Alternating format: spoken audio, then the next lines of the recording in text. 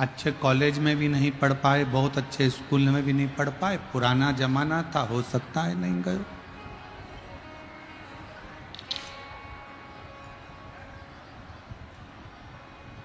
पर शबरी ने भले कुछ नहीं पढ़ा, पर शबरी ने अपने दिल में मातंग बाबा के कहने से राम जी को बिठा लिया।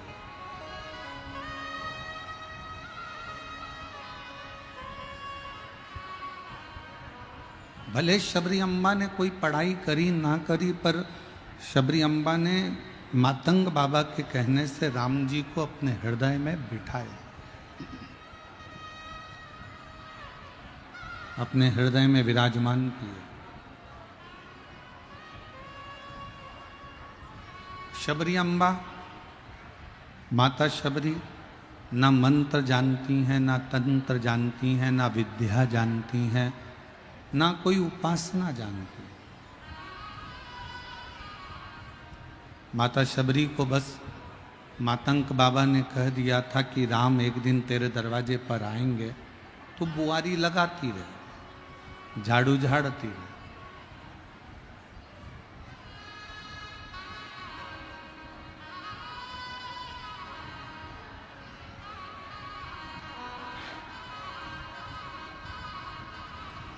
और भगवान भाव से शबरी अम्बा के दरवाजे पर पहुंचे।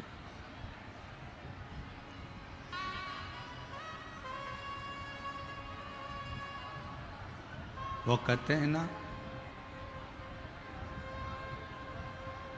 शबरी के झूठे बेर भी खाते रहा करो, भक्तों के घर भी सांवरे आते रहा करो। कहते हैं प्रेम से प्रभु छिलके भी खा गए, कहते हैं प्रेम से प्रभु छिलके भी खाते, कहते हैं प्रेम से प्रभु छिलके भी खा गए, कहते हैं प्रेम से प्रभु छिलके भी खाते हैं। शबरी के झूठे बेर भी खाते रहा करो, शबरी के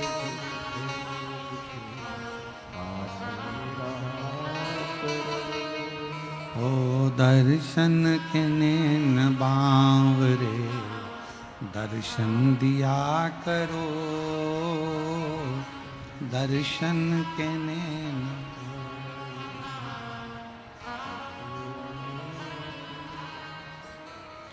शबरी अम्बा, माँ शबरी, जिनके गुरु ने केवल एक बात कही, तुम्हें मंत्र नहीं आते, तुम्हें साधना नहीं आती, तुम्हें उपासना नहीं आती, तुम भजन नहीं जानते, तुम किसी कॉलेज में, किसी स्कूल में, किसी विद्यालय में नहीं पढ़े, पर एक बात याद रखो, झाड़ू लगाते रहना, रास्ता बुआरते रहना, रास्ता साफ करते रहना। और शिव पुराण भी तो यही कह रही है। मेरी जीजियों, शिव महापुराण क्या कह रही है?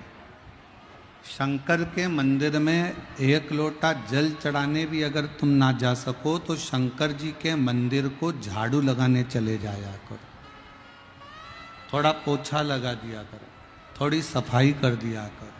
क्यों?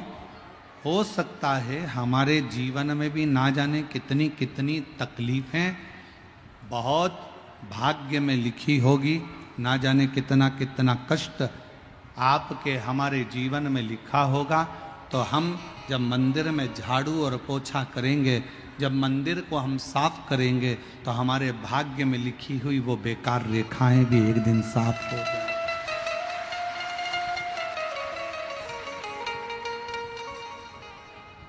भगवान को कोई मंत्र नहीं चाहिए, भगवान को कोई तंत्र नहीं चाहिए, भगवान को कोई साधना नहीं चाहिए। भगवान को केवल एक भाव, भगवान को केवल एक शुद्ध भाव भगवान को चाहिए, केवल एक शुद्ध भाव। और शिव महापुराण की कथा तो कहती है कि शंकर को दिखावा प्रिय ही नहीं है।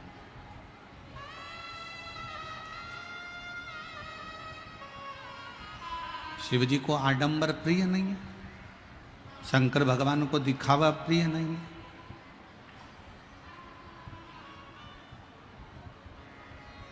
जरूरी नहीं कि आप मस्तक पर त्रिपुंड लगाओगे तो शंकर के भक्त कहलाओगे।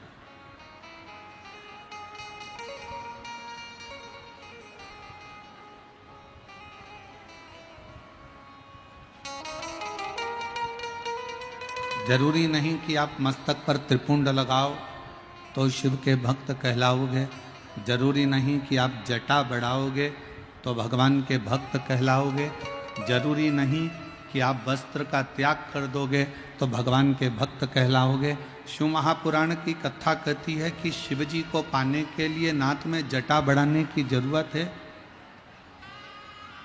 ना तुम्हें कोई दिखावे की जरूरत है।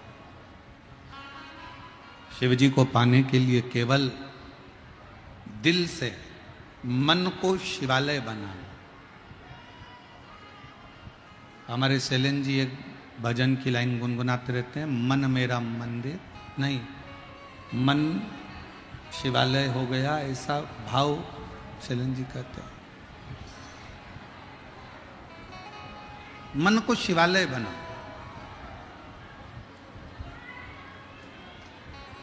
और जब मन शिवालय हो जाए, मन मेरा मंदिर, शिव मेरी पूजा,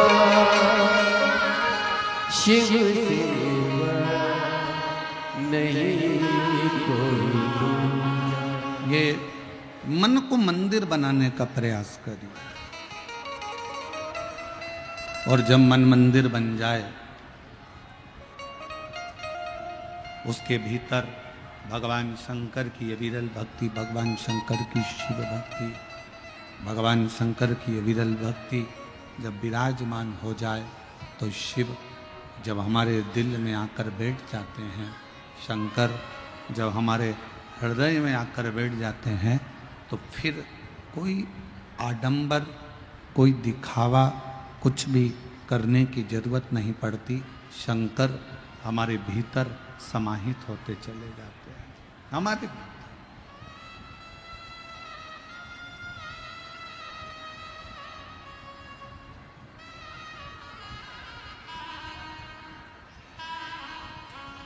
शिव को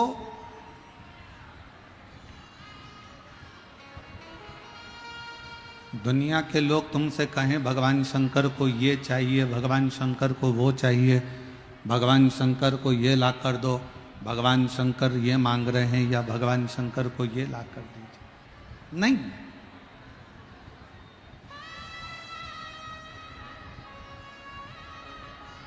एक कितना सुंदर प्रसंग है।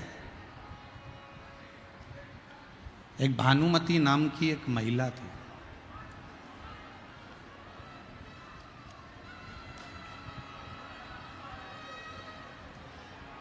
और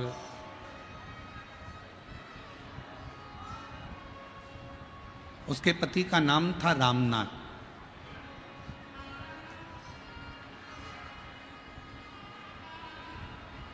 भानुमति के 4 बेटे थे। रामनाथ का काम लकड़ी काटकर बेचने का था।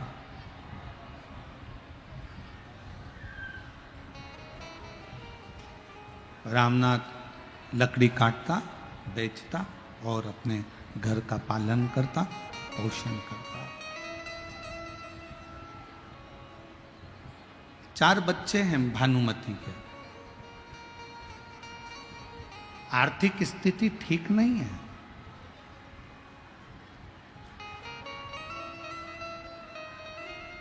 सुबह अगर भोजन मिल गया तो शाम के पते नहीं है, और शाम को मिल गया तो सुबह के पते नहीं है। कभी कभी तो ऐसा होता था कि दिन भर ही भोजन नहीं मिलता था, ना सुबह मिलता था ना शाम को मिलता था।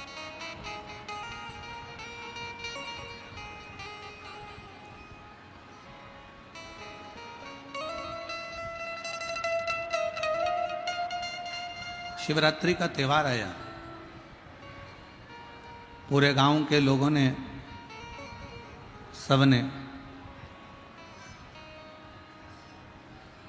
पूरे गांव में सूचना कर दी कि कल शिवरात्रि का त्योहार है और बाबा को दूध चढ़ेगा। और सबके घर से एक एक पात्र भराकर दूध आना चाहिए।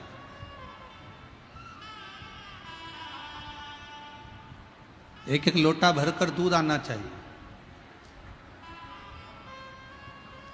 रामनाथ लकड़ियां बेचकर आए।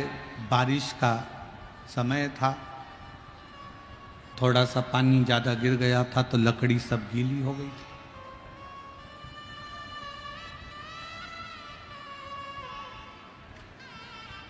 कोई माउटा पानी का आया और वो सारी लकड़ियों को गीली कर कर चले गया। तो रामनाथ को बच्चों के लिए ना तो भोजन मिला है, ना लकड़ी मिली है, ना कोई सामग्री उसके पास में आई।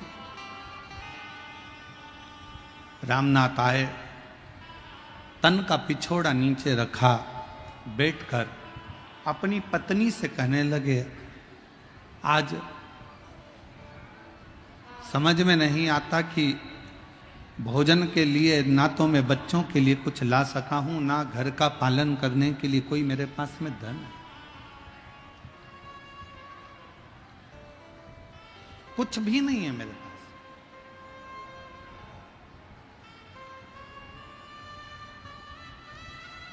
भानुमति ने कहा, क्यों चिंता करते हो, क्यों रोना?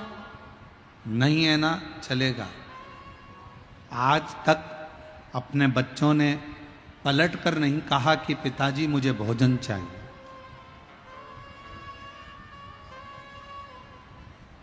जब भोजन मिल जाता था बच्चे खा लेते थे, जब भोजन नहीं मिलता तो बच्चे भूखे रहते।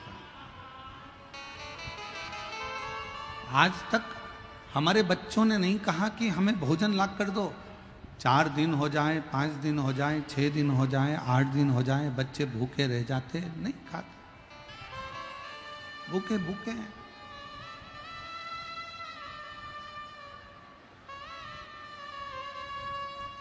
रामनाथ से भानुमति ने कहा, तुम दुख मत मनाओ, सोचो मत।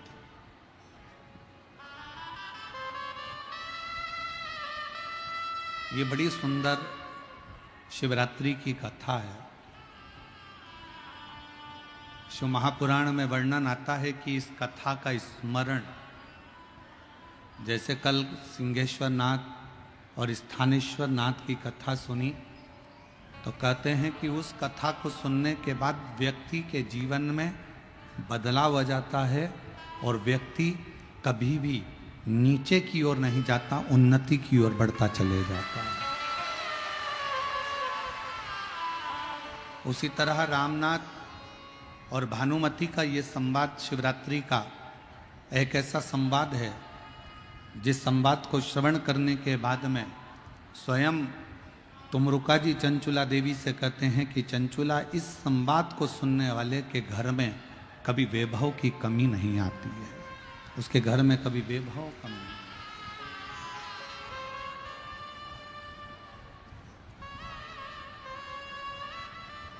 और जितने शिवभक्त लोगों को पानी बांट रहे हैं या टॉफी बांट रहे हैं या पंडाल के अंदर कोई सामग्री बांट रहे हैं, उनसे कहेंगे बांटो, मना नहीं, पर जब कोई मूल संवाद चले ना तब आप भी बैठकर सुनो। बिहार में ये मौका बार बार नहीं लगता, ना जाने क्या बाबा ने कृपा करी जो सिंहेश्वर में ये मौका लगा है, उसको सुनो।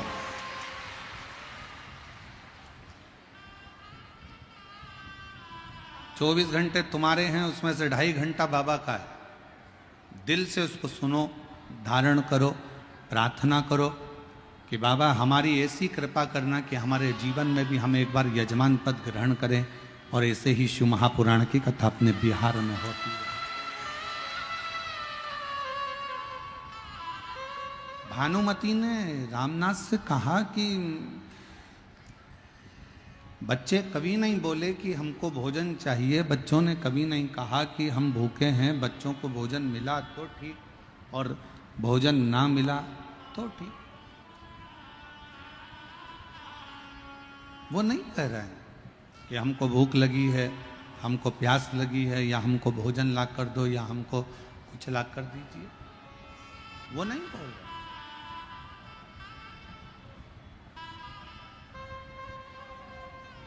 आप चिंता मत करो, छोड़ दो शिव पर। एक ज्ञान और एक व्यवहार, दो चीजें हैं। एक ज्ञान और एक व्यवहार, ये दो चीजें हैं।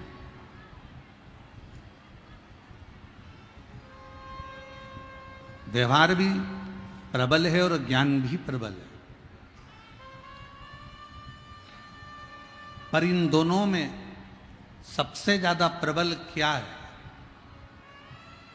शिव महापुराण में तुमरुका जी कहते हैं इनमें सबसे ज्यादा प्रबल है व्यवहार।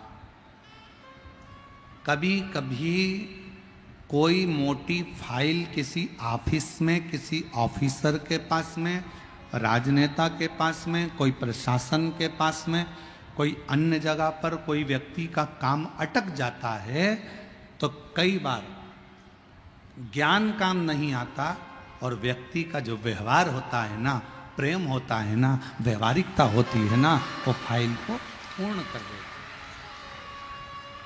कभी कभी व्यवहार और ज्ञान, ये व्यवहार और ज्ञान में से कभी कभी ज्ञान हो सकता है कि समस्या की घड़ी में काम ना आए,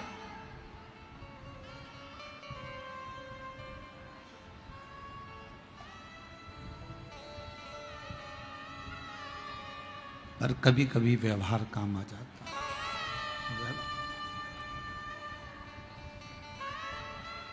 तुम क्यों रो रहे हो? भानुमति अपने पति रामनाथ से कह रही है, तुम क्यों रो रहे हो? किस लिए? तुम्हारे रोने का कारण क्या है? क्यों रोते हो? किस लिए रोते हो? आज मैं बच्चों को कुछ दे नहीं पाया,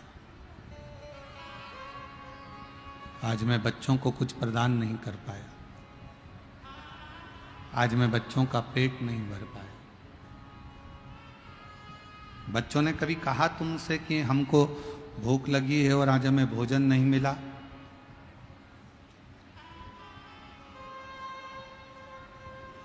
बच्चों ने नहीं कहा ना, तो फिर क्या रोना? घर का सबसे बड़ा संस्कार यही है, एक बेटी जब उसकी शादी हो रही हो, अपने पापा का चेहरा देखकर, अपने पिता का चेहरा देखकर बेटी अपने पापा के पास जाकर कह दे, बाबुल, ए बाबू, बाबूजी, पिताजी, मेरी शादी हो रही है, पर एक बात कहूं पापा, इतना कर्जा मत कर लेना कि मेरे जाने के बाद तुम पूरी जिंदगी कर्जा चुकाते रहो। इतना कर्जा ना करिए पापा, बाबूजी, माना मैं आपकी बेटी हूं, पर पापा मैं आपको कर्जे में भी नहीं देख सकती, मैं आपको दुखी नहीं देख सकती। माना मैं आपकी बेटी हूं, पर मैं आपको कर्जे में नहीं देखूं। बाबा,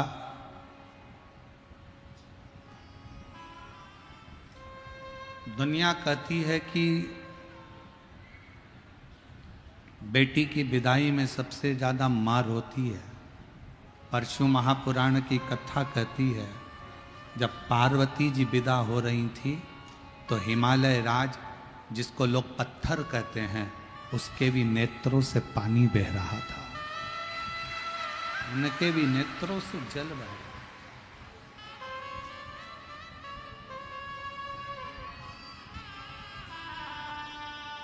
बेटा माँ को प्रिय होता है और बेटी पापा को, उसके पिताजी को प्रिय होती है, उसके बाबुल को प्रिय होती है, उसके पापा को प्रिय है। ये दुनिया की बड़ी विचित्र रीति है कि माँ जन्म देती है, पाल पोस कर बड़ा करती है, गर्भ में रखती है। 9 महीने तक माँ अपने पेट में रखकर अपनी बेटी की परवरिश करती है, पढ़ाती है, लिखाती है, उसको संभालती है। और वही बेटी एक दिन जब बड़ी होती है, युवान अवस्था में आती है, युवान अवस्था में जब आती है तो वही बेटी विदाई की ओर जब जाती है तो उस माँ से पूछना जिसने 9 महीने गर्भ में रखकर अपने कलेजे के टुकड़े को तुम्हारे हाथ में दे दिया हो, देख पूछो उससे।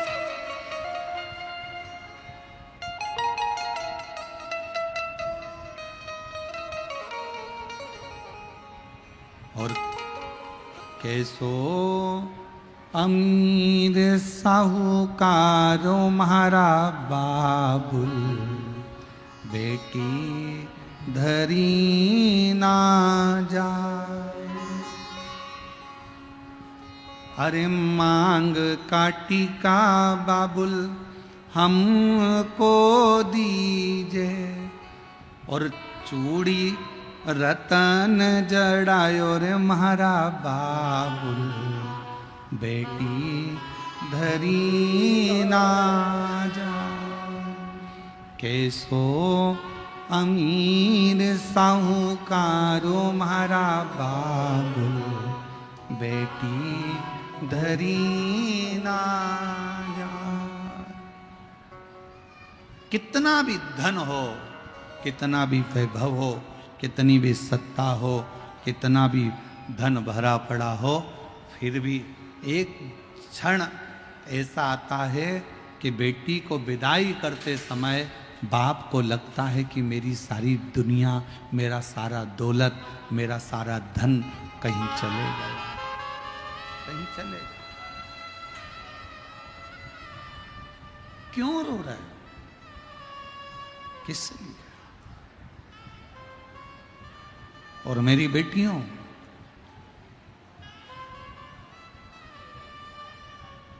लोग कहते हैं कि बेटा पिंडदान करेगा तो माँ बाप को मोक्ष मिलेगा।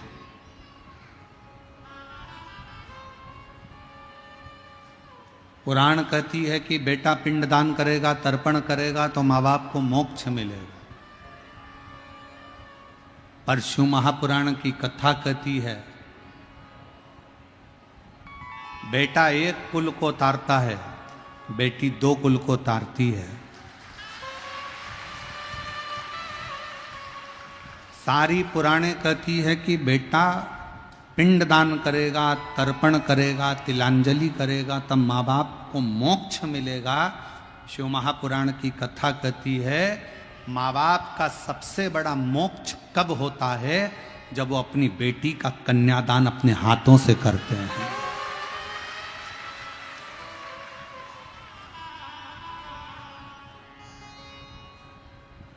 तुम किसी भी कॉलेज में पढ़ो, तुम कितनी अच्छे स्कूल में पढ़ो, तुम्हारी दोस्ती चाहे किसी से भी हो, हमें दिक्कत नहीं है, पर बेटियों से निवेदन है, कितना भी अच्छा कॉलेज मिल जाए, कितनी भी अच्छे दोस्त मिल जाए, कितनी भी अच्छी तुम्हारी नौकरी लग जाए, पर एक बात याद रखना कि अपने माँ बाप को कन्यादान का मौका जरूर देना। किसी एरे गेरे नत्थु केरे के साथ मत चले।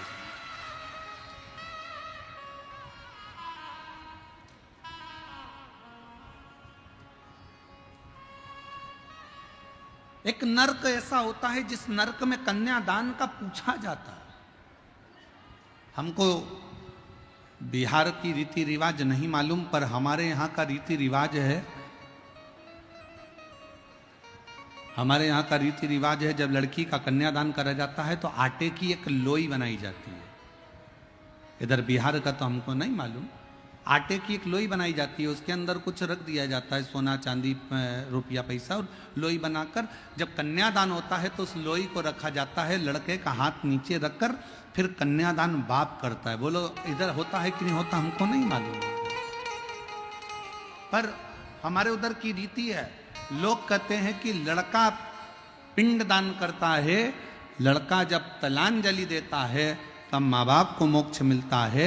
शिव पुराण कहता है कि बेटी के हाथ में जब वो आटे की लोई आती है और कन्यादान जब छूटता है, उस समय पर बाप जब कन्यादान कर रहा होता है, माँ जब कन्यादान कर रही होती है, हाथ में बस वो रखा कर जल जब छोड़ा जाता है कन्यादान का, उसी समय पर माँ बाप मोक्ष प्राप्त कर लेते हैं, फिर उनको कोई नरक नहीं भोगना पड़ता।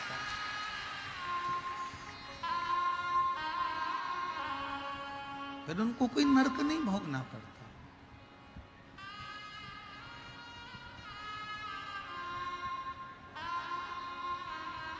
एक हृदय की रीत है। जब पार्वती जी की विदाई हो रही थी,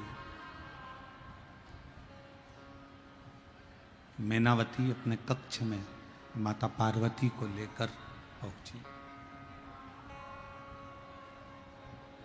अपने कक्ष में मैनावती ने पार्वती जी को गोदी में बिठाकर कहा, लाडो विवाह तो हमने कर दिया,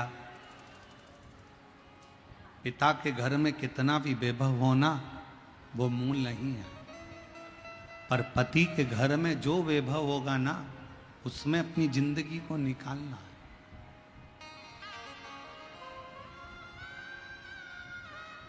एक अच्छे बेटे की परीक्षा कब होती है? जब उसकी पत्नी आ जाती है, शादी हो जाती है, तब बेटे की सही परीक्षा होती है। बेटी की सही परीक्षा कब होती है?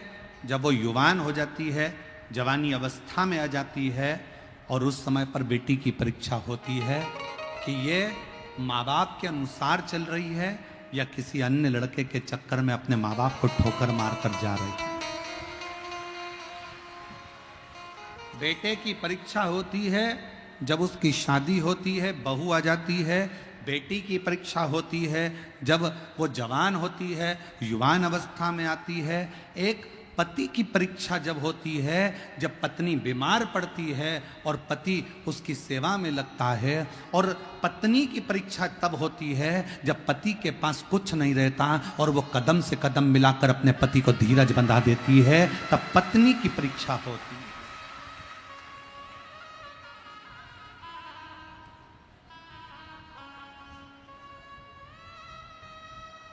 तब पत्नी की परीक्षा।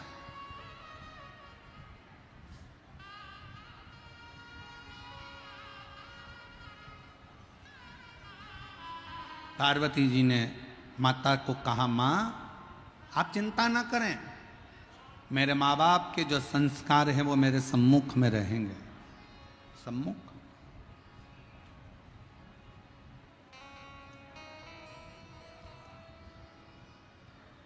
एक पिता के जीवन में कितना दुख होता है।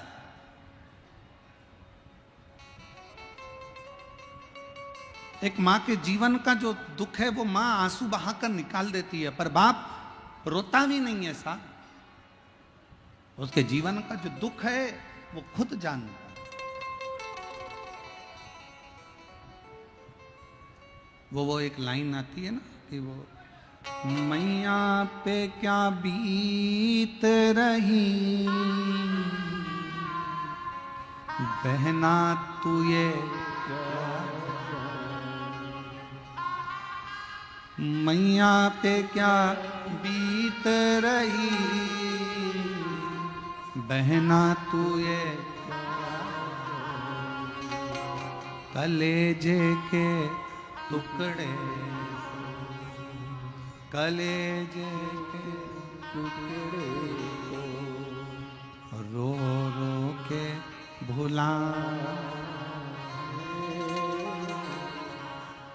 बाबुल का ये घर बहना 2 दिन का ठिकाना। जीवन में कितना दुख एक पिता की जिंदगी में आता है, कितना दुख एक मां के जीवन में होता है। धन की प्रीति नहीं,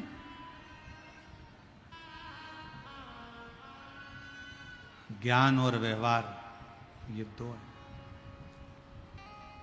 ज्ञान और व्यवहार तो कभी कभी ज्ञान पढ़ा की पढ़ा रह जाता है और व्यवहार काम आ जाता है कभी कभी।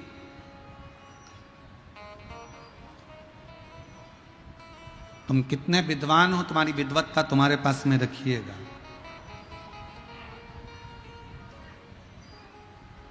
तुम कितने विद्वान हो, तुम्हारी विद्वत्ता तुम्हारे पास रखिएगा। कभी कभी एक अनपढ़ व्यक्ति भी सही कार्य कर कर चला जाता है और विद्वान पढ़े लिखे भी कई बार धरे की धरे रह जाते हैं। फिर निवेदन करूं, तुम्हारे पिताजी 10वीं पढ़े, 5वीं पढ़े, 6ठी पढ़े कि बिल्कुल नहीं पढ़े, अनपढ़ हैं। तुम्हारी माता 8वीं पढ़ी, 10वीं पढ़ी कि कॉलेज पढ़ी कि बिल्कुल अनपढ़ है।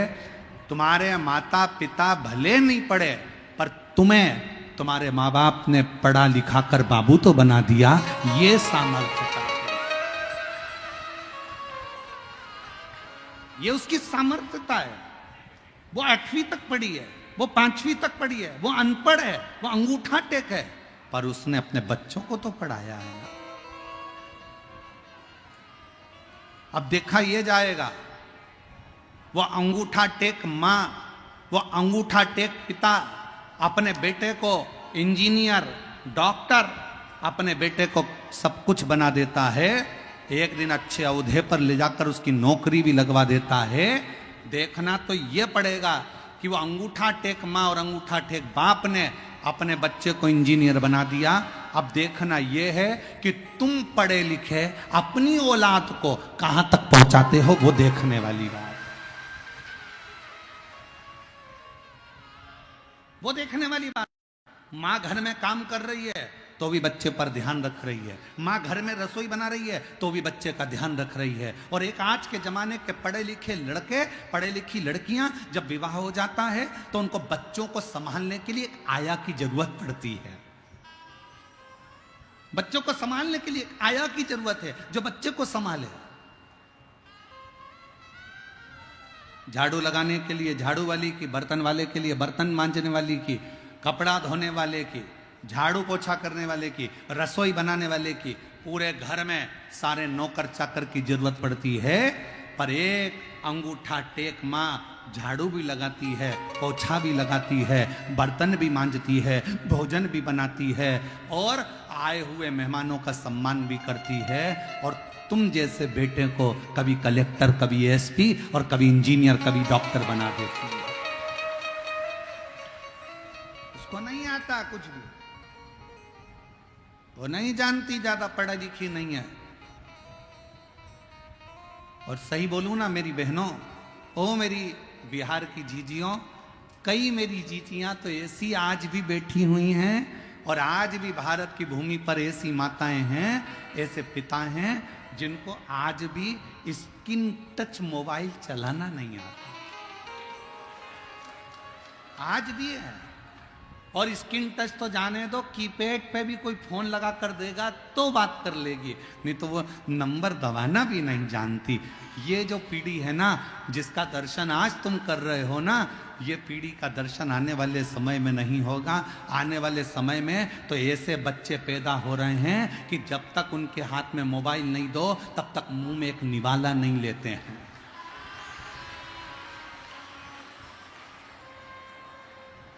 पहले मोबाइल दो, फिर उस पर वो देखेगा एक मोटा हाथी, फिर वो खाएगा।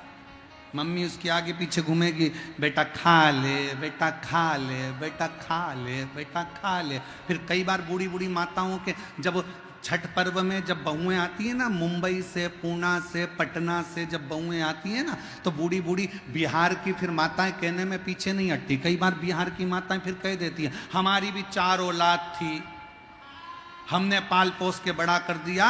खिला देते थे एक बार और खेलने चले जाते थे, और धाय बहू तेरी औलाद से, ऐसी औलाद पैदा करी, उसके पीछे 24 घंटे नाचो, ले बेटा खा ले, ले बेटा खा ले, ले बेटा खा ले, ले बेटा खा ले। दाए ऐसी बहू से कहां ढूंढोगे उसको, कैसे ढूंढोगे उसको? आज भी वो अंगूठा टेक माँ, आज भी वो अंगूठा टेक पिता अपने बच्चों के लिए सब कुछ करना चाहता है, सब कुछ।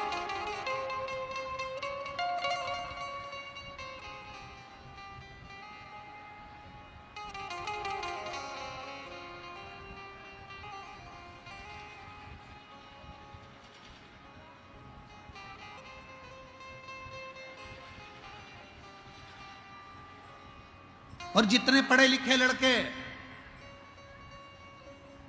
बिहार से गए हुए, जितने बेटा बेटियां, तुम चाहे मुंबई रहो, चाहे पुणे रहो, चाहे विदेश में रहो, चाहे देश में रहो, जहां तुम्हारी मर्जी पड़े, जहां बिहार के ये बच्चे अपनी पत्नी और अपने बच्चों के साथ रह रहे हैं, मैं उनसे निवेदन करूंगा, आप भले वहां तुम्हारा बंगला बनाओ, चाहे कोठी बनाओ, पर तुम्हारे बूढ़े माँ बाप जिस गांव में रहते हैं ना, एक बार साल में 2 बार अपने माँ बाप के पास आकर पूछा करो, बाबूजी कोई चीज की जरूरत हो तो मैं बनवा देता हूं।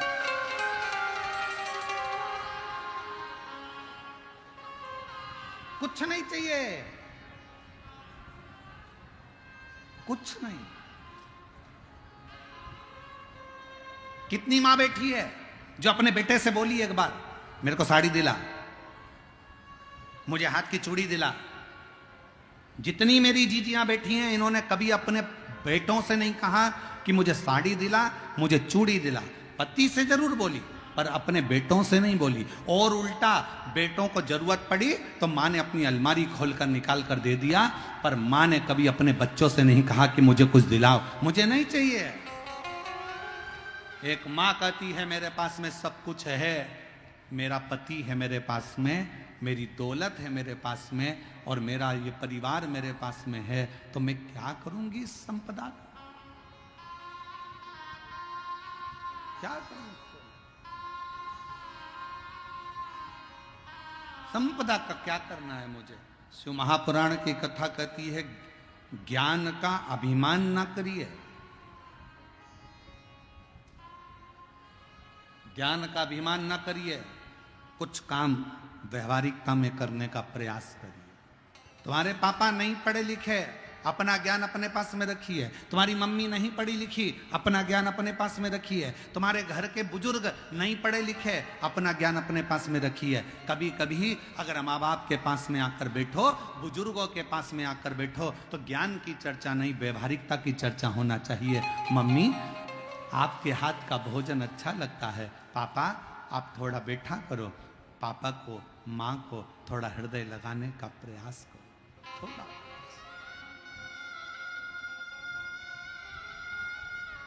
थोड़ा सा प्रयास।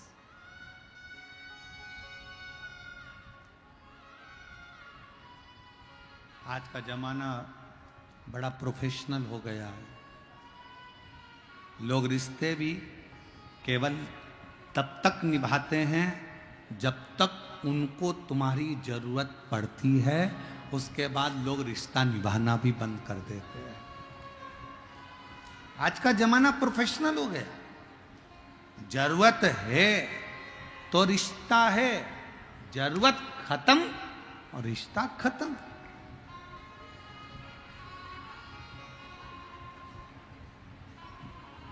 संबंध, व्यवहारिकता का संबंध। भानुमति ने रामनाथ से कहा, क्यों चिंता करते हो, अपने बच्चे हैं, आप चिंता ना करिए, आप टेंशन मत लो, आप चिंता मत करो। ये अपने बच्चे हैं, भोजन मिला तो ठीक है, नहीं मिला तो ठीक है। ये आपसे कभी नहीं कहेंगे कि हमें भोजन मिला कि ना मिला, हमें कुछ मिला कि नहीं मिला, ये कभी नहीं कहेंगे। आप टेंशन मत लो। दरवाजा बजाया गया, आवाज लगाई,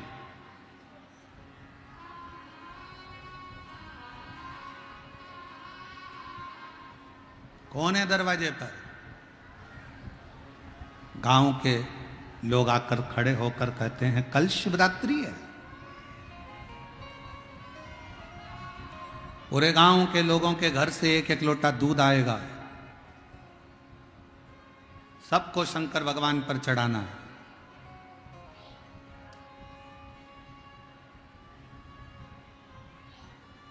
रामनाथ, तुम्हारे घर से भी एक लोटा दूध शंकर जी के मंदिर में, शिवालय में एक चढ़ाने के लिए आना चाहिए।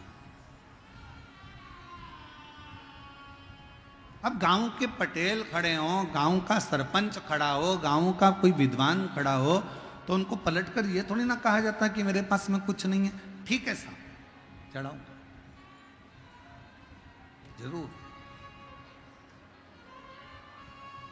जब तुम्हारे दरवाजे पर कोई कुछ लेने के लिए आए ना, तुम्हारे दरवाजे पर अगर कोई कुछ लेने के लिए आए, तो बिल्कुल कभी ये मत बोलो कि मेरे पास कुछ नहीं है, मैं नहीं दे सकती, मेरी तो इतनी बेकार परिस्थिति है, मैं कहाँ से लाके दूंगी, मेरे पास तो 1 रुपया नहीं है। नहीं, उससे कहो, आप चिंता मत करो, आप कार्यक्रम करो, जब मेरा बाबा मुझे देगा ना, तो मैं झोली भरकर तुम्हारे दरवाजे पर डालकर चली जाऊंगी, तुम चिंता मत करो।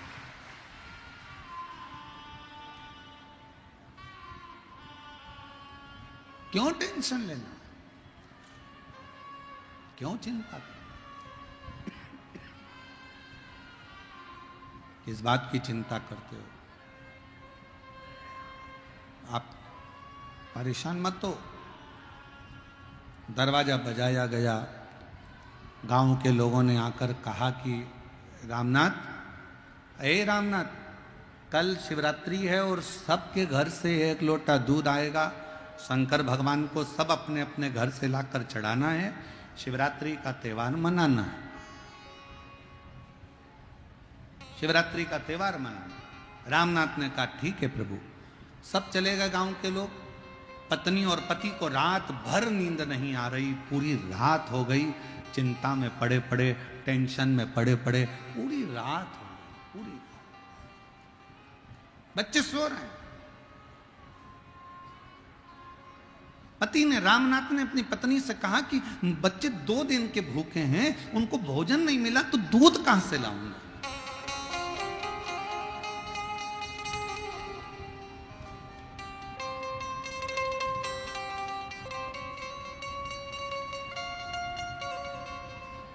मैं दूध कैसे लेकर आऊंगा, कहां से लेकर आऊंगा? पत्नी कहती है, क्यों चिंता करते हो, 2 दिन भूखे रहे ना, कल भी भूखे रहेंगे, शिवरात्रि का व्रत हो जाएगा। क्यों चिंता करते हो, शिवरात्रि का व्रत हो जाएगा। दूध नहीं मिलेगा तो जल ही चढ़ा देंगे। गांव के लोग क्या कहेंगे? सारे घर से 1 लोटा दूध आना है और गांव के लोग क्या कहेंगे? पत्नी कहती, आप चिंता मत करो, आप अपना विश्राम करो। ये धर्म पत्नी होती है।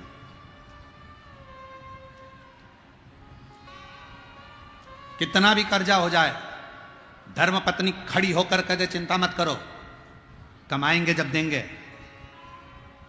पति कह रहा है मैं तो मर जाऊं तो अच्छा, सुसाइड कर लूं, नहर में चले जाऊं, नदी में चले जाऊं, कहां से कर्जा चुकाऊंगा। पत्नी उस जगह पर खड़े होकर कह दे तुम्हें चिंता करने की जरूरत नहीं है, जब आएगा तब देंगे। मरने का प्लान छोड़ो और व्यापार आगे कैसे बढ़ाना है, उन्नति की ओर कैसे बढ़ना है, अपन को कितनी मेहनत करना है, उस पर ध्यान दिया जाए।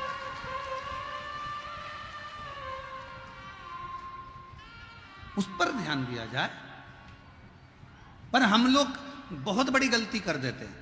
जब हम कर्जे में डूब जाते हैं, जब दुख में डूब जाते हैं, जब बहुत तकलीफ में आ जाते हैं, तो कहीं हाथ दिखाने के लिए जाते हैं, कहीं पत्रिका दिखाने के लिए जाते हैं, कहीं कुछ दिखाने के लिए जाते हैं, कहीं अपना भाग्य दिखाने के लिए जाते हैं। कहीं मत जाओ। जब दुख की घड़ी हो, अपने परिश्रम को, अपनी मेहनत को 4 गुना बढ़ाओ। इतनी मेहनत, इतना परिश्रम करो, इतनी मेहनत करो।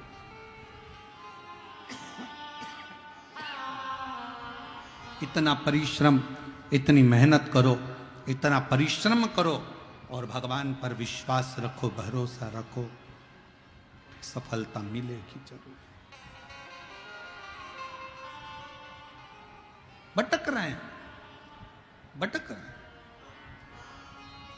और लोगों ने क्या कहा, किसी के यहां पूछने गए साहब हमारे यहां इतना तकलीफ क्यों है, तो कह दिया तुम्हारी पड़ोसन ने, तुम्हारे रिश्तेदार ने तुम्हारे ऊपर कुछ कर दिया, इसलिए तुम दुखी हो। तो उससे कहो इसको सही कर दो। जो पड़ोसन ने हमारे ऊपर करा तुम पड़ोसन पे कर दो, करो तो सही। भाई संसार में किसी की सामर्थ्यता नहीं है कि कोई किसी के ऊपर टोना कर दे। किसी की सामर्थ्यता नहीं है। अगर टोना करने वाले होते तो बड़ी बड़ी फैक्ट्रियों वालों पर करते हैं। तुम्हारी छोटी सी पान की दुकान पर कोई टोना नहीं करता, जिसमें 10 रुपए की कमाई होती हो, 20 रुपए की कमाई होती हो, उसमें क्या टोना करेगा कोई। ये हमारे भाग्य का खेल है, ये हमारी किस्मत का खेल है। हम परिश्रम से थोड़ा सा डाउन हुए, इसलिए डाउन पर चलेगा।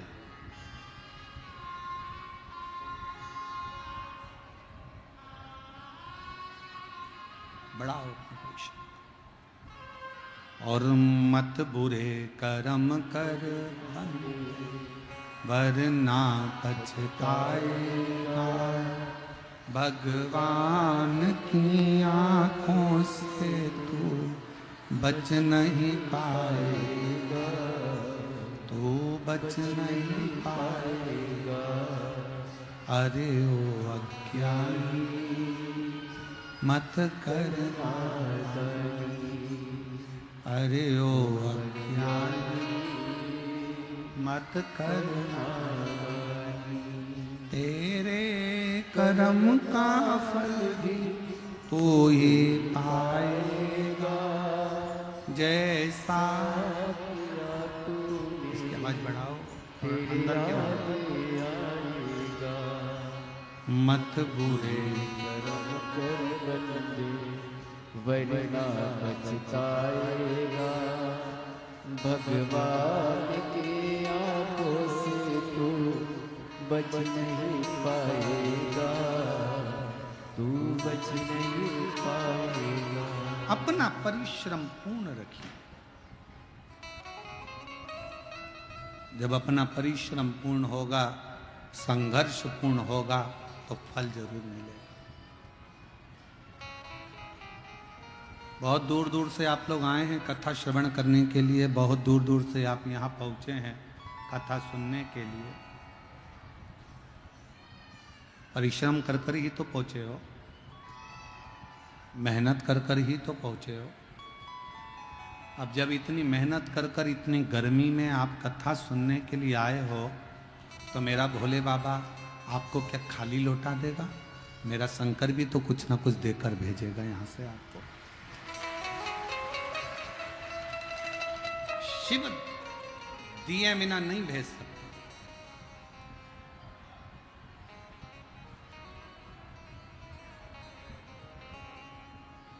शंकर दिए बिना नहीं भेज सकते। एक पत्र अच्छा है, देखिए।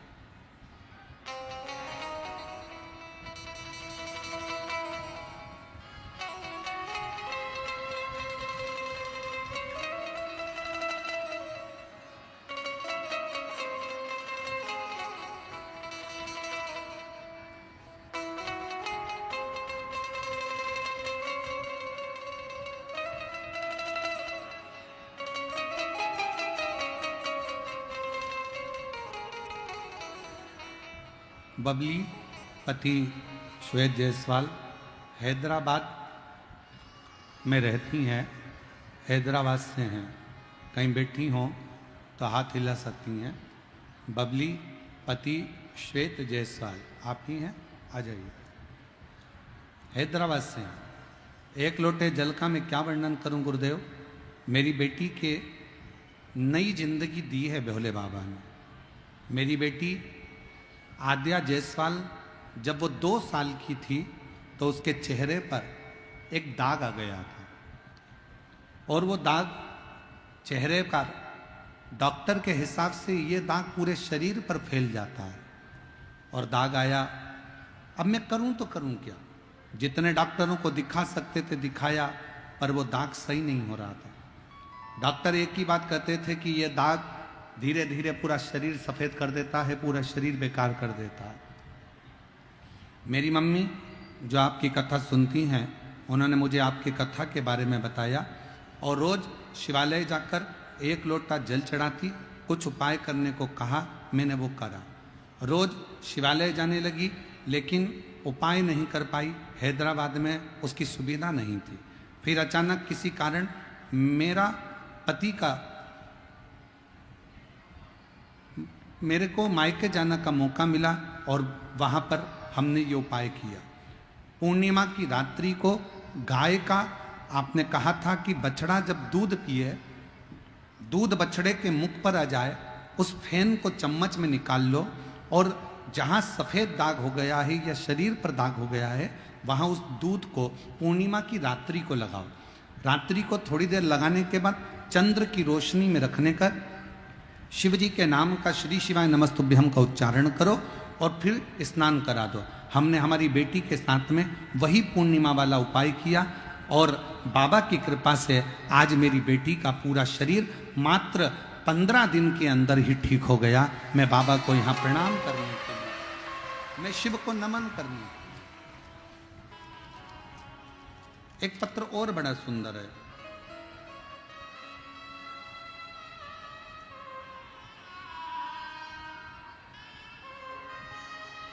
सुनीता देवी पति नरेश कुमार साहू, ग्राम राटन, पोस्ट बगरस, थाना बखरी, जिला बेगूसराय, बिहार की रहने वाली हूँ।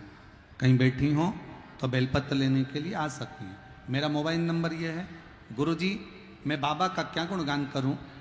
काफ़ी हताश और परेशान थी बाबा। हमारा नाती 4 वर्ष का हो गया, परंतु कुछ भी बोलता नहीं था। बहुत सारे डॉक्टरों से दिखाया, कुछ सुधार नहीं हुआ। एक जगह डॉक्टर साहब बोले इसके गले में ऑपरेशन करना पड़ेगा। कुछ समझ में नहीं आ रहा था। परिवार के सभी लोग काफ़ी चिंतित हो गए थे। हमारी देवरानी आपकी कथा टीवी पर सुनती है, उसने हमें बताया कि सीहोर वाला बाबा कहता है, सुना करो, 1 लोटा जल सभी समस्या का हल। बाबा आपकी भी समस्या का हल करेंगे। शिव कथा में कुंदकेश्वर महादेव के नाम लेती, शंकर जी को चढ़ा हुआ जल लाती और बच्चे को पिला देती, बच्चे के चेहरे पर गले में लगा देती। मैं बाबा का क्या गुणगान करूं गुरुदेव। जो बच्चा डॉक्टर के हिसाब से बिना ऑपरेशन के बोल नहीं सकता था, उसको ऑपरेशन की जरूरत नहीं पड़ी, और आज मेरा बच्चा 4 साल का पूरा बोलने लगा। मैं बाबा को प्रणाम करने के लिए आई हूँ, बाबा को नमन करने के लिए।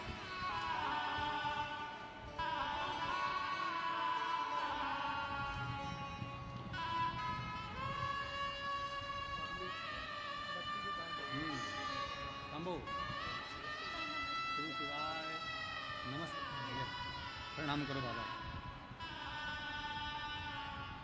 बेटी के चेहरे पर दाग आ गया था, और डॉक्टर के हिसाब से वो पूरे शरीर पर फैलता जा रहा था, पर शिव कृपा से बेटी ने आकर पूर्ण तरह से शंकर पर समर्पित होकर आज पूरे शरीर का दाग समाप्त हो गया। एक बार जोरदार ताली बजाकर स्वागत।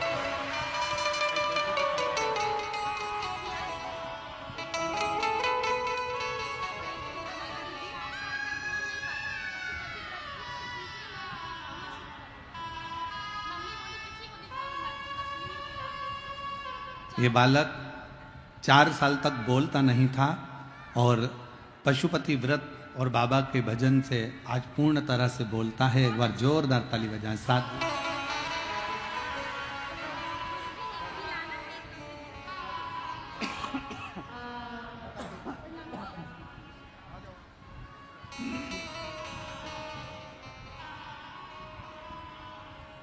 और लुटा दिया भंडार काशी वाले ने, कर दिया माला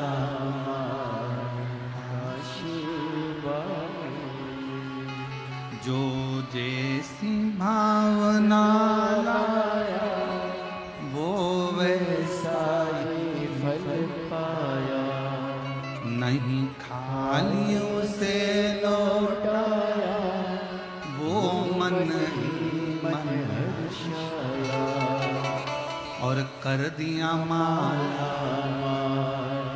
काशी वाले लुटा दिया भंडार काशी वाले।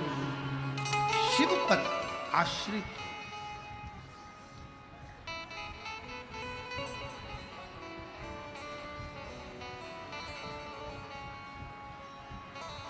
लोग कहते हैं गुरुजी समस्या बहुत बड़ी है। हमने पूछा कितनी बड़ी है, कि बहुत बड़ी है। फिर पूछा कितनी बड़ी समस्या है, बहुत बड़ी है। हमने पूछा कितने साल की है समस्या, कितने साल से, 10 साल, 15 साल, 20 साल, 24 साल, 25 साल, कितने साल?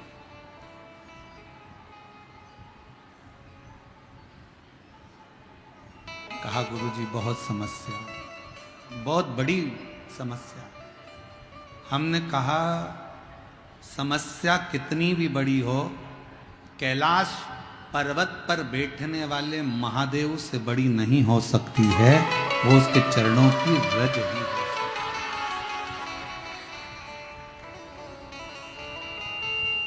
आप विश्वास रखकर अगर देवाधिदेव महादेव को एक लोटा जल चढ़ा रहे हो तो चिंता ना करिए।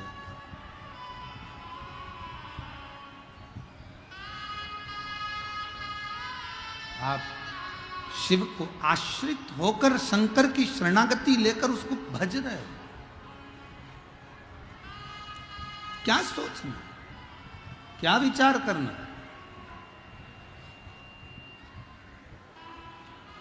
महाराज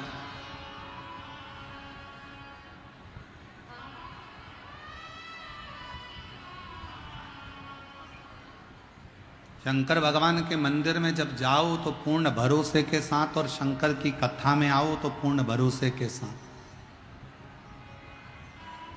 हम आपसे भी कहेंगे, और जो 1 मई से 7 मई जयपुर में विद्याधर नगर स्टेडियम में जो जयपुर की पवित्र भूमि पर कथा होने वाली है, 1 मई से 7 मई दोपहर में 1 बजे से 4 बजे तक, हम जयपुर के भक्तों को, उनके आसपास के भक्तों को भी यही कहेंगे कि जयपुर की कथा में अगर आप आओ तो बाबा के विश्वास के साथ आना कि मैं 7 दिन में कुछ ना कुछ लेकर मेरे बाबा के दरवाजे से जाऊंगा। तो आओ, वरना मत आओ। आप आपका घर भरा, अब भरा।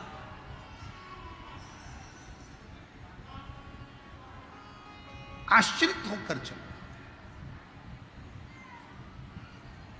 एक पत्नी का सबसे बड़ा क्रम है वो अपने पति को बल दे। सीखो भगवान शंकर की कथा से।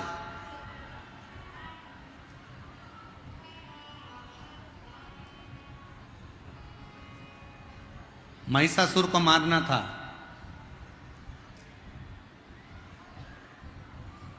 महिषासुर को मारना है। देवताओं ने एकत्रित होकर विचार करा कि इसको मारेगा कौन। कहा इसको वही मार सकता है, इसने वर में मांगा है कि मैं किसी स्त्री के हाथ से मरूं। तो इतने में भगवान ब्रह्मा जी बोले कि, भगवान विष्णु बोले कि एक काम करो ब्रह्मा जी, तुम्हारी धर्मपत्नी ब्रह्माणी को कह दो कि वो महिषासुर को मार दो। ब्रह्मा जी बोले मेरी पत्नी ब्रह्माणी महिषासुर को नहीं मार सकती। क्यों? क्योंकि ब्रह्माणी ने मुझे श्राप दिया है कि पूरी पृथ्वी पर मैं केवल एक जगह पर पूजा जाऊंगा, वो पुष्कर की भूमि है। ब्रह्माणी का मुझे श्राप लगा है। पत्नी अपने पति को अपशब्द कर रही है तो धर्म पत्नी कैसे महिषासुर को मार सकती है? तो ब्रह्मा जी ने कहा भगवान विष्णु से, आप लक्ष्मी जी से कह दो कि महिषासुर को मार दे। भगवान विष्णु ने कहा लक्ष्मी महिषासुर को नहीं मार सकती, क्योंकि लक्ष्मी ने मुझे श्राप दिया था कि घोड़े का मुंह लगेगा। जब वो सुंदर तैयार हो रही थी, मैं उसको देखकर हंस दिया, हंसा तो लक्ष्मी जी ने मुझे कह दिया कि तुम मुझे देखकर घोड़े जैसे हंसे हो, इसलिए तुम्हें घोड़े का मुंह लगेगा। तो लक्ष्मी भी महिषासुर को नहीं मार सकती। तब भगवान ब्रह्मा और भगवान विष्णु ने कहा, शंकर भगवान आप पार्वती जी से कहो, पार्वती जी महिषासुर को मार सकती हैं, क्योंकि पार्वती जी आज तक शंकर भगवान से ऊंचे स्वर में बात नहीं करी है। पार्वती ने अपने अखंड सौभाग्य से सम्मानजनक बात करी। भगवान शंकर बोले मेरी पत्नी को तो क्रोध ही नहीं आता। शिवजी बोले मेरी पत्नी को गुस्सा नहीं आता। भगवान विष्णु ने कहा कुछ भी करो पर पत्नी को गुस्सा तो दिलाना पड़ेगा, चाहे कुछ भी हो जाए। तो शंकर भगवान कहने लगे मैं प्रैक्टिकल करके देखता हूं, तुम बताओ कि गुस्सा कैसे दिलाएं। तो कहा कि तुम बस पार्वती जी के सामने तुम अगर पत्नी को गुस्सा दिलाना है तो उसके बाप को बखानो, उसके पिताजी को बखानो, ठीक है। अब भगवान शंकर गुफा में गए, पार्वती जी ने भोजन दिया। शिव जी भोजन करते करते बोले री पार्वती गजब की बात है, तेरे बाप भी बड़ा गजब था, इतना करोड़ों का धन होने के बाद भी उसने कन्यादान में 1 रुपया नहीं दिया। पार्वती जी मुस्कुराती रही। पार्वती जी ने पूछा क्या क्या चाहिए था कन्यादान में? अरे कम से कम सोफा देता, अलमारी देता, फ्रिज देता, कूलर देता, वॉशिंग मशीन देता, इतना सारा सामान देता। तो इतने में पार्वती जी बोली मेरा बाप तो सब कुछ दे देता, तुम रखते कहाँ कैलाश में कि शमशान में? रखने की जगह नहीं है और करे बाप सामान दे देता। अब भगवान शंकर को लगा मैं इसके बाप तक पहुंचा, ये मेरे बाप तक पहुंच जाएगी थोड़ी। तो भगवान शिव ने सोचा मैं ये बात तो खत्म करूं। फिर भगवान ने बात पलटी और बात पलटकर भगवान शंकर ने कहा री पार्वती तेरा अगला जन्म हुआ था सती का, तू अपने पिता दक्ष प्रजापति के यहाँ गई थी, तेरे बाप ने तेरा सम्मान नहीं करा, आखिरी में तुझे जलकर भस्म होना पड़ा। इतने में तो पार्वती को आ गया क्रोध, बाहर निकली बर्तन रखने के लिए, सामने था महिषासुर और देखकर हंस दिया। इतने में तो जगदम्बा टूट पड़ी उस महिषासुर के ऊपर। अब क्या सीखे इस कथा में? इस कथा से क्या सीखे तुम? कि झगड़ा किसका हो रहा था? जम के बोलो, पति और पत्नी का। बीच में कौन आ गया? महिषासुर। तो मेरा निवेदन है जब भी पति पत्नी झगड़ा करे, आपस में लड़े, सास और ससुर से निवेदन है तुम बीच में कभी मत आओ।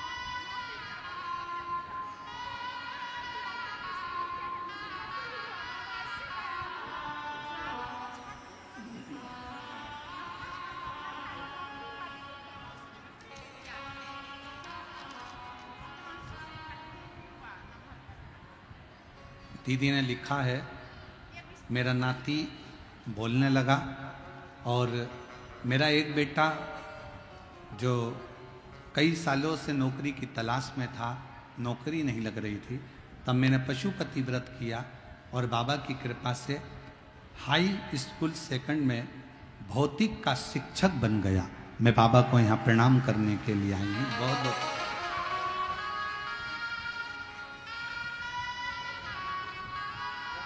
शिव कथा कर रही।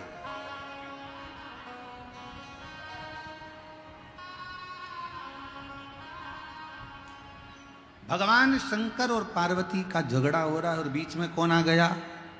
जम के बोले जरा, महिषासुर। जब पति पत्नी का झगड़ा हो, भूल से भी, बच्चों से भी कहेंगे, अगर पति पत्नी का झगड़ा हो, बच्चों से भी निवेदन है, ना मम्मी के पास जाना ना पापा के पास जाना, नहीं तो मंदिर के घंटे तेरा बजा। बच्चों को बिल्कुल ना जाए, थोड़ा शांति होगी अपने आप। और होता है कभी कभी पति कुछ बोल दे और पत्नी को गुस्सा आ जाए तो वो बच्चों को धो देती है, धो दे, क्रोध। कथा कह रही है, भगवान शंकर का संवाद कह रहा है कि शिव तत्व कह रहा है, पत्नी अपने पति को ये विश्वास दिलाए कि तुम्हें चिंता मत करो, तुम्हें टेंशन लेने की जरूरत नहीं। क्यों चिंता करते, किस लिए? आप उस पर भरोसा रखो, जरूर।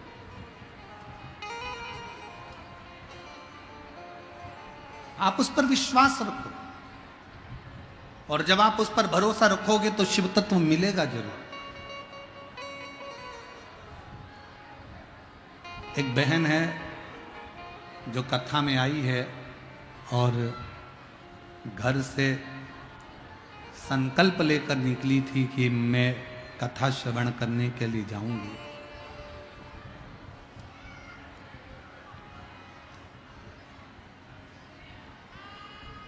पंडाल में 3 दिन हो गए, उसको जगह नहीं मिली कहीं बैठने के लिए, तो कहीं बाहर रोड पर बैठी रहती है। और उसकी एक ही ललकता है कि किसी भी तरह से एक बार गुरु जी को देख लूं और व्यासपीठ को नमन कर लूं। महाराज,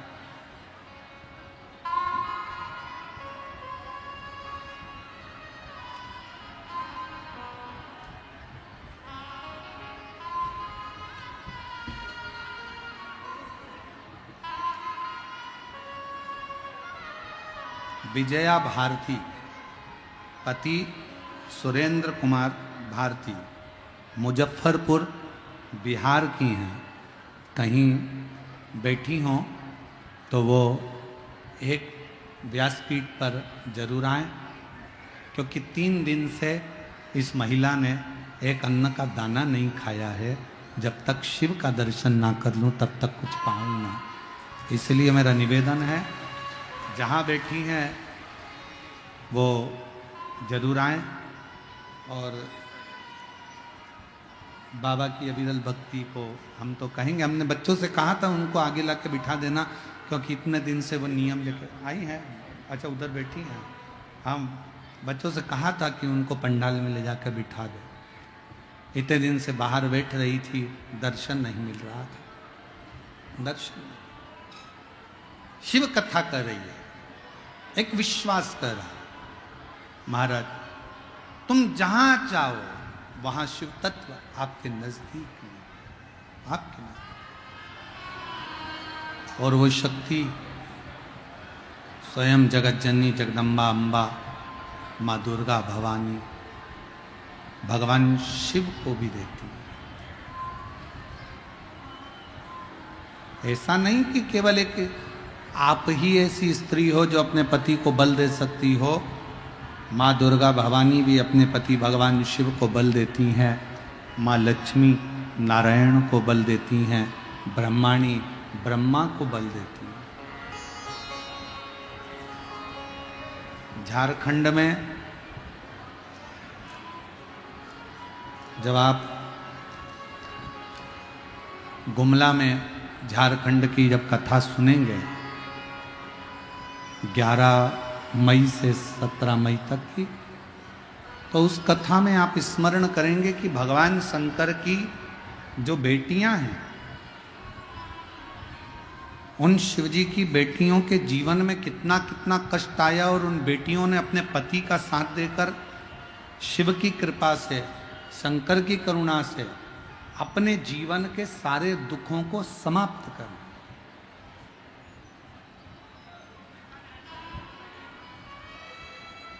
इसलिए उस कथा का नाम शिव बेटी शिव महापुराण की कथा रखा, जो झारखंड में होगी।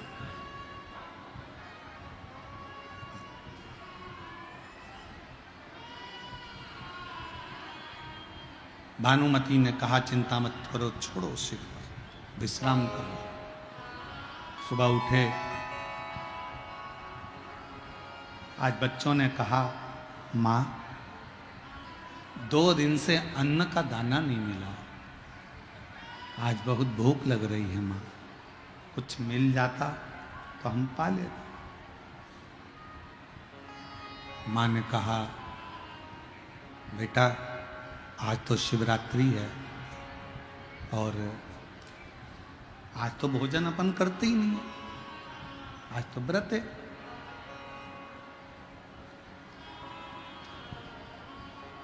आज कहां भोजन करेंगे अपन, अपना व्रत है आज। महाराज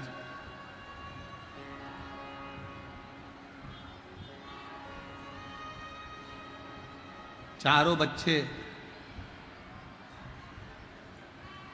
पार्थिव शिवलिंग का निर्माण करने लगे। कल कथा में कहा था मन घबराओ नहीं,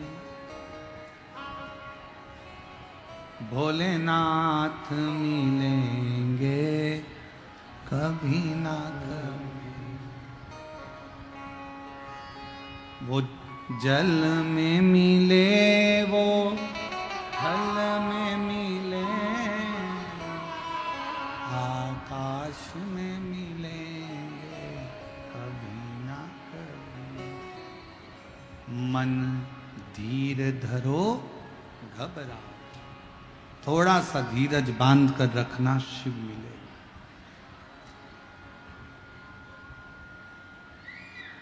कष्ट है जीवन में, हारना नहीं है।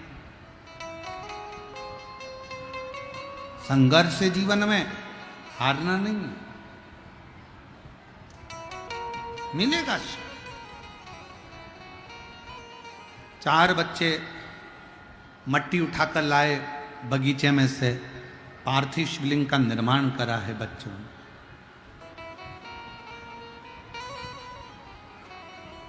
और पार्थिव शिवलिंग का निर्माण कर कर दौड़कर घर के अंदर गए। मां से कहा मां देखो आज शिवरात्रि है, आप शंकर जी के मंदिर जाती, हमने शंकर जी को अपने घर में लेकर आए, हम शिव को अपने घर में लेकर आए। जब श्रावण के महीने की शिवरात्रि आती है, ऑनलाइन शिव जी की अभिषेक पूजन अपन लोग करते हैं। आप लोग करते हैं उस समय ऑनलाइन अभिषेक पूजन ऑनलाइन करी जाती है। और शिवरात्रि के समय पर जब ऑनलाइन पूजन करते हैं तो उसका प्रभाव यही रहता है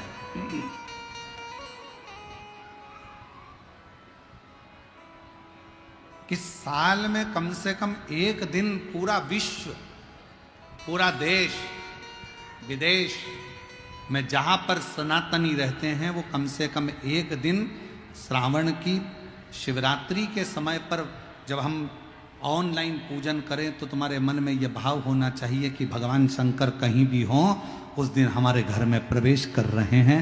उस दिन शिव हमारा दुख हरने के लिए, शंकर हमारा कष्ट हरने के लिए वहां आ रहे हैं।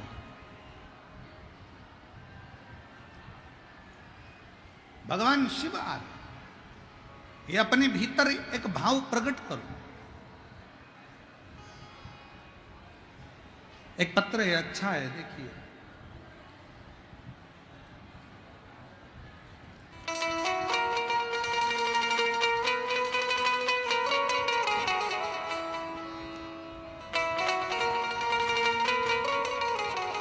मैं गायत्री देवी, जिला बेगूसराय, बलिया गांव की निवासी हूं। मेरा नाती विकास कुमार कई सालों से सरकारी नौकरी की तैयारी कर रहा था। मैंने उससे एक बार बस कहा, तो हिम्मत मत हार और शिव जी के मंदिर में जाना प्रारंभ कर, शंकर जी को जल चढ़ाना प्रारंभ कर। शिव जी के मंदिर में जाता, शिव जी के मंदिर में साफ करता, सफाई करता, और बाबा की ऐसी कृपा हुई कि आज मेरा नाती विकास कुमार सेंट्रल गवर्नमेंट की इंडियन आर्मी ट्रैफिक कंट्रोल में आज मेरे बेटे का सिलेक्शन हो गया, नाती का सिलेक्शन हो गया। कहीं बैठी हो तो हाथ हिला सकती हैं और यहाँ आ सकती हैं। एक और पत्र देखिए। मेरा नाम नीतू देवी है, मैं सहरसा की निवासी हूँ। मेरा घर सहरसा वार्ड नंबर 35 में है। एक लोटे जल का मैं क्या वर्णन करूं। मेरा छोटा भाई नौकरी के लिए बहुत दिनों से प्रयास कर रहा था, लेकिन हर बार 1-2 मार्क से रह जाता था। एक दिन मेरी पड़ोसन ने बताया कि तुम्हें पशुपति व्रत करना चाहिए, और मैंने बेलपत्र में शहद लगाकर महादेव को चढ़ाने वाला करना चाहिए। मैं वैसा ही अपने भाई को बता दी और पशुपतिनाथ का व्रत करवाया और बेलपत्र वाला प्रयोग करवाया। आज बाबा की कृपा से मेरा भाई सरकारी नौकरी में लग गया और टीचर पद पर नियुक्त हो गया। मैं बाबा को धन्यवाद देने के लिए, कहीं बैठी हो तो बेलपत्र लेने के लिए आ सकती हैं। एक और पत्र है। मेरा नाम खुशबू कुमारी है, मैं झारखंड के दुमका जिले से आई हूँ। बाबा महादेव की कृपा का मैं क्या गुणगान करूँ। मैं अपने जीवन में बहुत परेशान थी, सरकारी नौकरी की तैयारी कर रही थी, पर मुझे लगता था कि मेरा सिलेक्शन सरकारी नौकरी पर कभी नहीं होगा। लेकिन मेरी दीदी और मेरी माँ आपका टीवी पर कथा सुनती हैं। उन्होंने बताया कि तुम उनको देखा करो और शिव कथा सुनो। मैंने कथा सुनना प्रारंभ करा। आपने मुझे बल दिया कि कभी हारना नहीं चाहिए, जीत निश्चित होगी। और मैंने फिर वापस पढ़ाई चालू करी और एग्ज़ाम दिया। आज बाबा की कृपा से, पशुपतिनाथ की कृपा से, और मेरे बाबा ने ऐसी कृपा कर दी कि अक्टूबर 2023 में मेरा भी सरकारी नौकरी में सिलेक्शन हो गया। मैं बाबा को यहाँ प्रणाम करने के लिए आई हूँ। शिव करते क्या?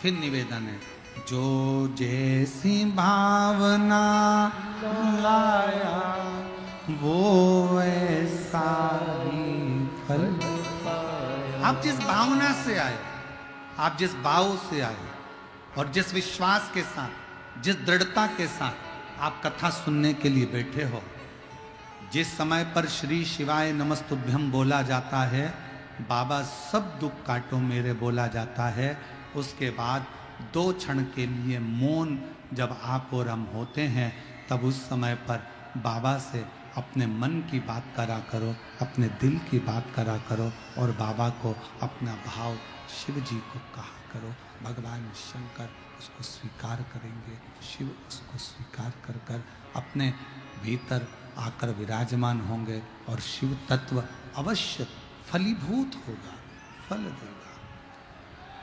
वो देता है, उसको स्वीकार करो, वो देगा। और तेरा ही दिया मैंने खाया पिया,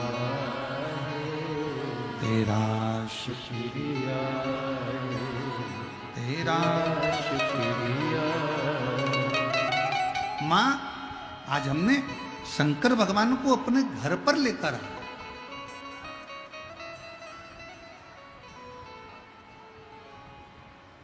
माँ, शिवजी अपने घर पर आए।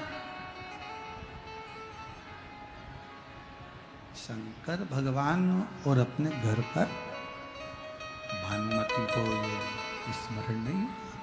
भानुमति ने मन में सोचा कि ये कैसे हो सकता है कि शंकर अपने घर पर आ जाए, शिव अपने घर पर आ जाए, ये कैसे हो सकता है।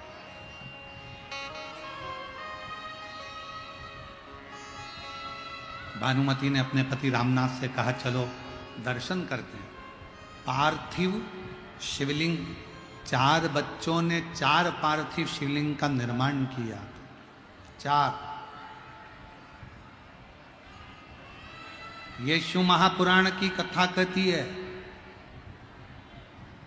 तुम्हारे घर में अगर एक शंकर जी का शिवलिंग है, कोई ने दूसरा शिवलिंग दे दिया, पूजन में 2 शिवलिंग हो गए, पूजन में 3 शिवलिंग हो गए, पूजन में 4 शिवलिंग हो गए, पूजन में 5 शिवलिंग हो गए। शिव महापुराण की कथा कहती है तुम्हारे घर में अगर 50 शिवलिंग भी पूजन में इकट्ठे हो जाएं तो घबराना मत, कुछ नहीं होगा। शंकर जैसा बढ़ता है वैसा ही वंश बढ़ाता है। इसमें दोष नहीं है। शिवलिंग अगर पूजन में तुम्हारे 2, 3, 4, 5, 6, 7, 8, 9, 10, 12 जितने शिवलिंग है, इसमें कोई दोष नहीं। सारे देवता पूजन में 1 या 2 हो सकते हैं, पर शंकर का शिवलिंग पूजन में अगर ज्यादा भी है तो भी शिव उसको स्वीकार करते, उसमें कोई दोष नहीं है, कोई दोष। बोल बम का नारा है, सारी समस्या का हल, श्री शिवाय नमस्ते। उसमें कोई दोष नहीं, कोई दोष। और एक बात और याद रखो, घर में शिवलिंग है और शिवलिंग मान लो खंडित हो गया, टूट गया, 50 टुकड़े हो गए, 1000 टुकड़े हो गए, तो भी टेंशन लेने की जरूरत नहीं है। शिव महापुराण की कथा कहती है शिवलिंग कभी खंडित नहीं माना जाता, शिवलिंग तो अखंड माना जाता। शिवलिंग कभी खंडित नहीं माना जाता। शंकर भगवान का शिवलिंग कभी खंडित नहीं माना जाता, अखंड है।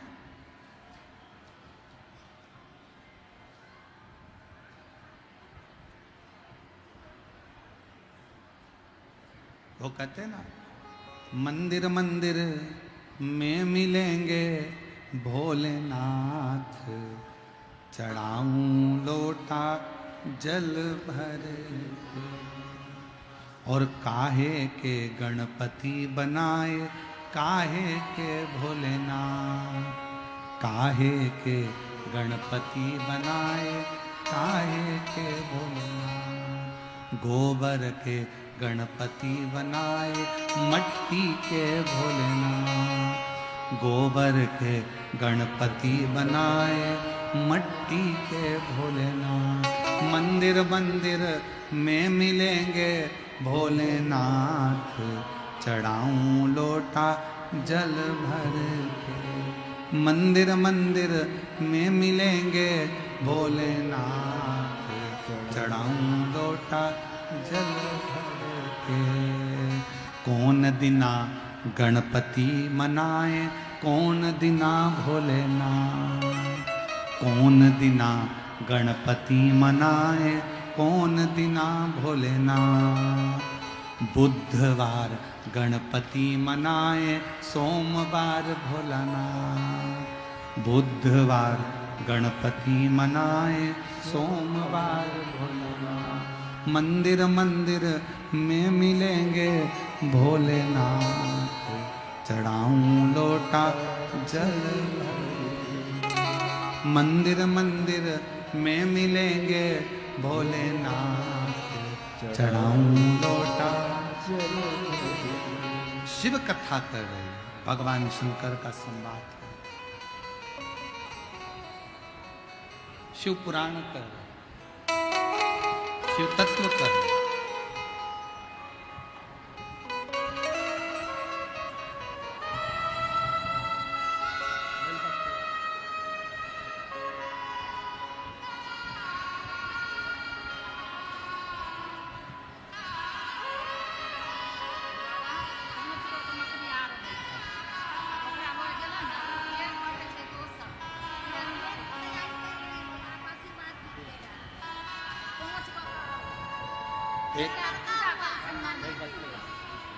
एक उसको दे देना। जोरदार ताली बजाकर स्वागत करें बच्चे का। शिव तत्व की प्राप्ति, शिव कथा कह रही है, भगवान शंकर का चरित्र कह रहा है। शिव महापुराण की कथा कर, बाबा का चरित्र कर। घर में शिवलिंग का निर्माण हुआ। तुमरुका जी ने चंचूला देवी से एक बात कही, जिसके घर में पार्थिव शिवलिंग का निर्माण होता है उसके घर में कभी लक्ष्मी की कमी नहीं होती है, वहां लक्ष्मी सदा निवास है। वहां लक्ष्मी सदा निवास कर, सदा।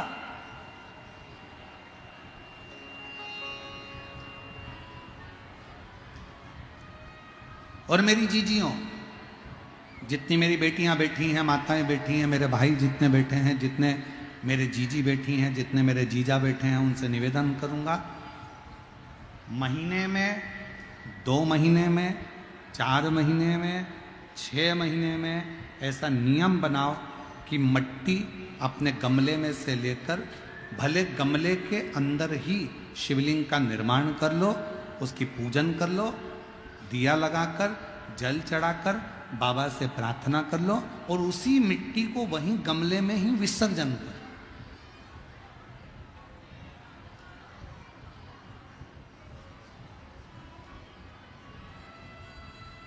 जो लोग कहते हैं हमारा व्यापार नहीं चल रहा, जो लोग कहते हैं हम बड़े दुखी हैं, बहुत तकलीफ में हैं, बहुत कष्ट में हैं, बहुत परेशानियां चल रही हैं, बहुत कष्ट चल रहा है, बहुत परेशानियां हो रही हैं, और हमारा व्यापार नहीं चल रहा, ये नहीं हो रहा, वो नहीं हो रहा, तो अगर कोई तुमसे अगर इस तरह से बोले तो उसको कहना, प्रत्येक महीने शिवरात्रि आती है, प्रत्येक महीने, हर महीने शिवरात्रि आती है। कल प्रदोष है, परसों शिवरात्रि, हर महीने आती है। और संपूर्ण देशवासियों को आज श्रीमद् वल्लभाचार्य जी की जयंती की बहुत बहुत बधाई हो। श्रीमद् वल्लभाचार्य जी की जयंती की संपूर्ण देशवासियों को, वैष्णवों को बहुत बहुत साधुवाद। श्री वल्लभ ने, मेरे श्रीमद् वल्लभाचार्य जी ने संपूर्ण विश्व ब्रह्मांड में पुष्टि मार्ग को प्रगटाया। ऐसे पवित्र श्रीमद् वल्लभाचार्य जी की जयंती की बहुत बहुत बधाई। जो तुमसे कहे कि मेरे घर में लक्ष्मी नहीं है, मैं बहुत डिप्रेशन में चल रही हूं, बहुत टेंशन है, बहुत तकलीफ है, बहुत कष्ट है, बहुत कष्ट। प्रत्येक महीने शिवरात्रि आती है, पंचांग में, कैलेंडर में लिखी होती है। और कई लोग कहते हैं हमको मालूम नहीं पड़ता कि कब शिवरात्रि आ गई, कब चले गई। तो अब की बार हम भी विचार कर रहे हैं कि पूरे साल की शिवरात्रि हमारी सोशल मीडिया पर, हम पूरे साल कौन से महीने में शिवरात्रि कितनी तारीख को आएगी, वो एक कैलेंडर जैसा हमारा जो फेसबुक है, हमारा जो यूट्यूब है, इंस्टाग्राम है, हम उसको प्रयास कर रहे हैं कि उस पर हमारी विठलेश सेवा समिति के द्वारा पूरे महीने की शिवरात्रि पूरे शिव भक्तों के सोशल मीडिया पर पहुंच जाए, जिससे लोगों को ध्यान रहे कि इतनी तारीख की शिवरात्रि आती है, लोगों के स्मरण में रहे कि इतनी तारीख को शिवरात्रि आएगी, मासिक शिवरात्रि इतनी तारीख को है, मासिक शिवरात्रि इतनी तारीख को है, उनके सबके स्मरण में रहे।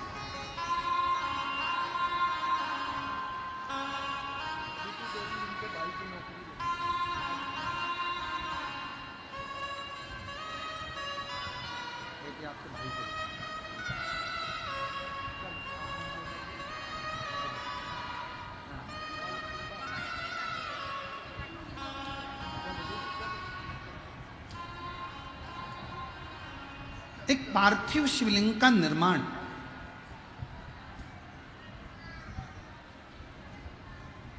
पार्थिव शिवलिंग का निर्माण,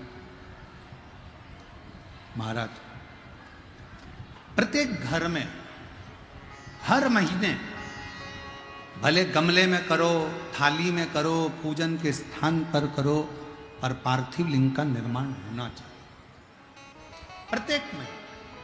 और फिर निवेदन करें जिसकी जिंदगी में कर्जा ही कर्जा डूबा हुआ है, कर्जे में लदा लूम हो और कोई उन्नति हो ही नहीं रही, बहुत कष्ट में हो गए, तो प्रदोष के दिन बेलपत्री के वृक्ष के नीचे दीप लगाएं, शिवजी के मंदिर में जाकर दीप लगाएं और अपने घर के दरवाजे पर दीप लगाएं। प्रदोष के दिन बेलपत्र के वृक्ष के नीचे लगाया गया